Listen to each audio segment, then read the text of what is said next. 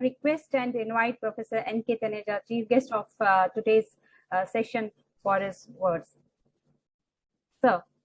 Thank you. Am I audible? Yes, sir. It's indeed a pleasure to have been associated with 5-day summit on innovation, incubation, startups, and research challenges in India, being organized by one of the pioneer institutes in the sector of self-financed education providers affiliated to this university, the Institute of Technology and Science, Mohan Nagar. Its present here are Professor Nancy Sharma, Professor Sunil Pandey, Professor Pooja Dhar, the Vice Chairman of ITS Group, Shri Arpit Chadha, and of course, one of the most important functionaries of this institute, Shri Surinder Sood, distinguished faculty members and invited speakers and dear participants. I'm really very happy to have been invited here to share some of my, of course, incomplete understanding with you on this very important theme. As a matter of fact, much before the recent emphasis on innovation, technological improvement, etc., the most important aspect to be underlined is that Professor Joseph A. Schumpeter in 19th century had very clearly emphasized that the road to progress lies in innovation. He is one of the most important of neoclassical economists produced by this world. Strictly speaking, all businesses exist, thrive, and can prosper only if they are able to sell more. Selling more means producing more goods and services also. And selling becomes possible only when more and more sections of the customers, ever rising customers because of rising population, are brought into the orbit of the buyers. They can become buyers if and only if we are able to reduce cost of production. And mind it, technological improvement is nothing but the way of doing things better. And this way of doing things better does have a very specific business and economic meaning. And that is that only that technology will prevail, howsoever modern it may be, which lowers the cost of production. And this lowering the cost of production also increases the prospective buyers. Some of you who are old enough might be knowing that some 30 years ago, one was compelled to spend a high proportion of one's salary or earnings. The class 1 officers used to spend their one-day salary on having a dialogue with a relation of theirs sitting in a nearby country, Indonesia. It is the miracle, or it is the result of technological developments, scientific innovations, that the cost for these communications is now reduced. Almost in every sphere of business, technological development has reduced the cost of production.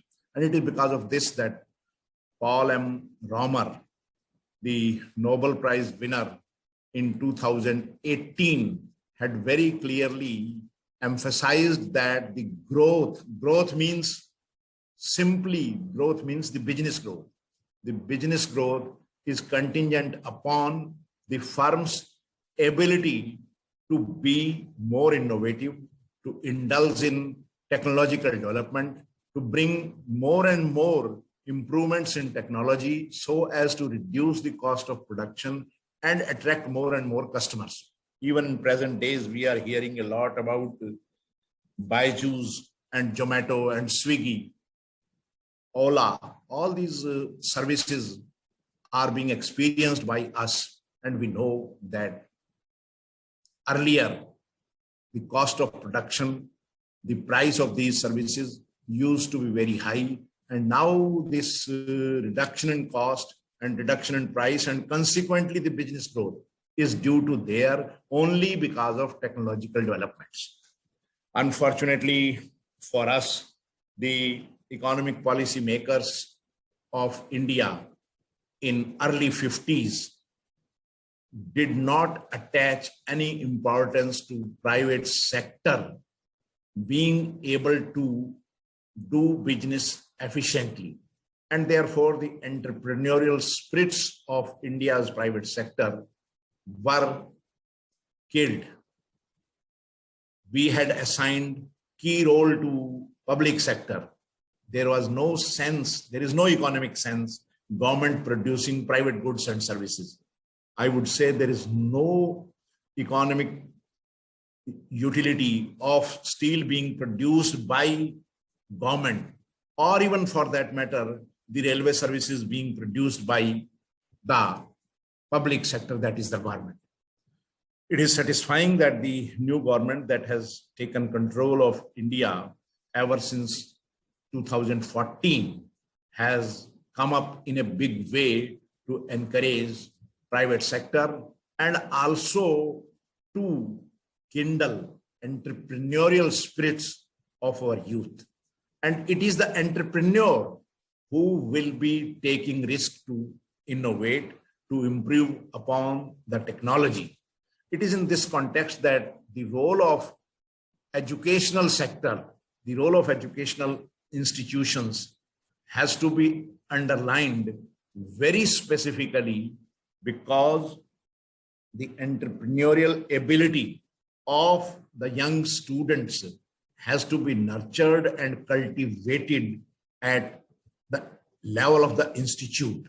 Not only this, the interface between academia and the industry and business is also highly required. And the starting point of incubation centers, the incubators, has to be the teaching departments of the universities and colleges. The National Education Policy 2020 has come in a big way to reinvent our educational sector and to reinvigorate our university and college departments.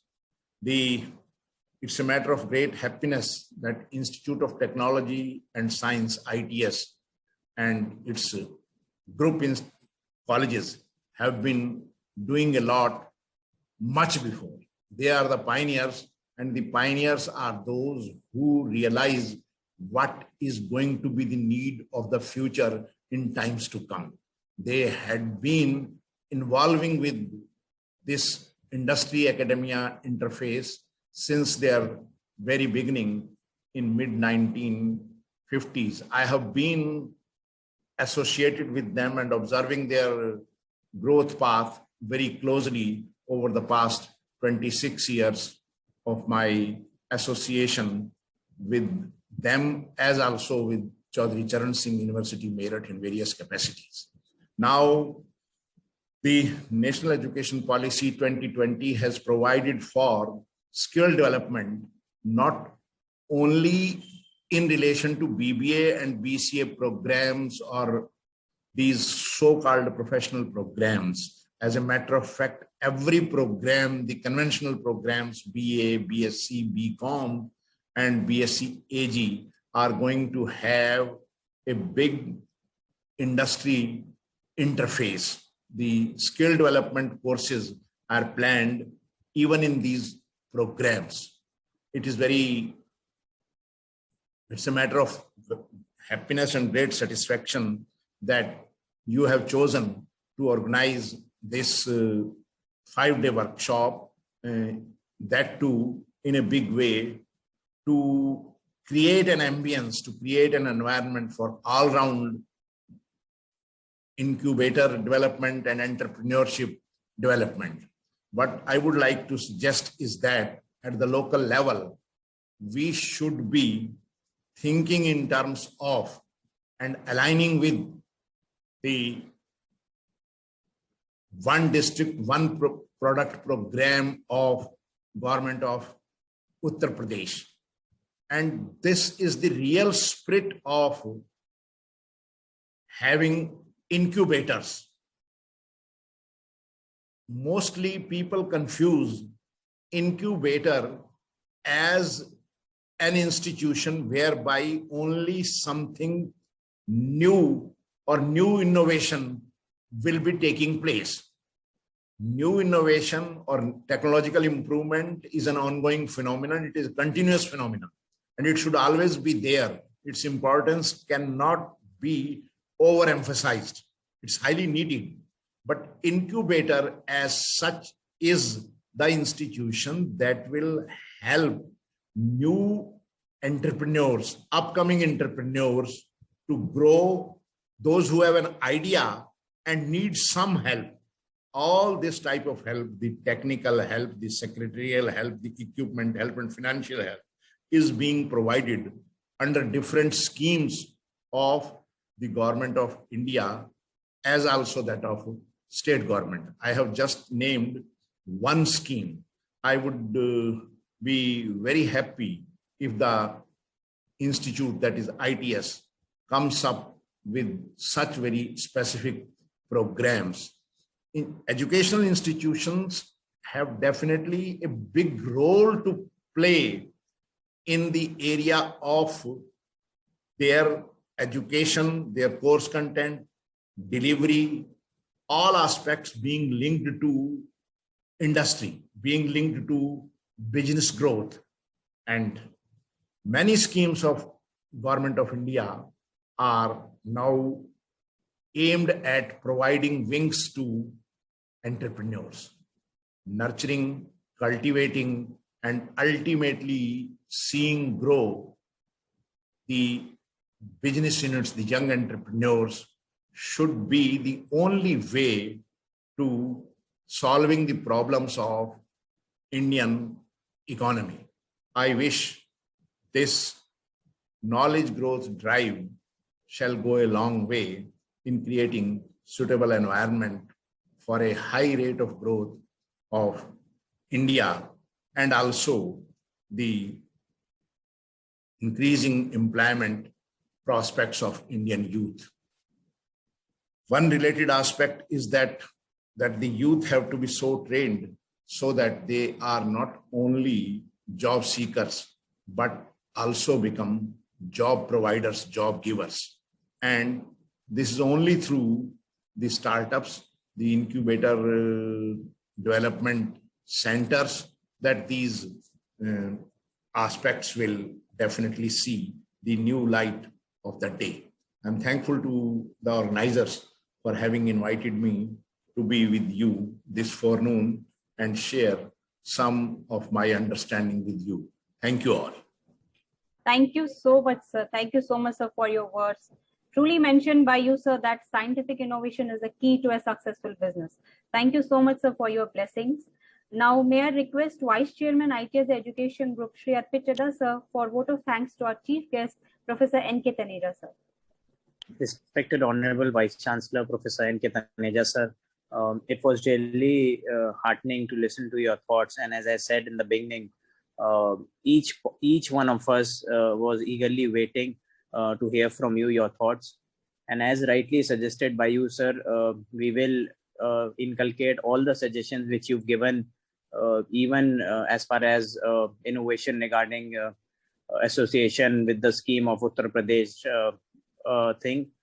We will look into that as well, and we'll try and make the university and you proud in all our future endeavors.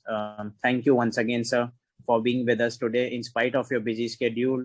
I personally was one of the 300 plus participants listening with open ears, and I'm sure it will help me and as well as each participants to go a long way in their life if we inculcate all what you've said in your small address to the gathering. Thank you.